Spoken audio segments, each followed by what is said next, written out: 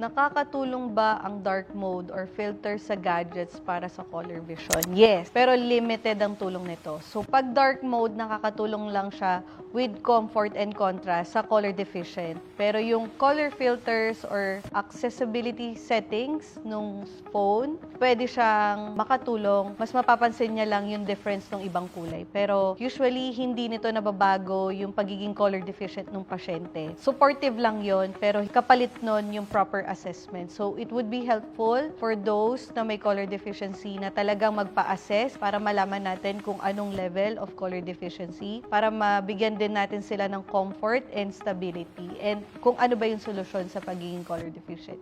Hi, I'm Doc Karina of Bukad Vision and Smile Rehab para sa mga pasyente po na gusto nilang magpa-check. Come and visit us and follow our social media pages.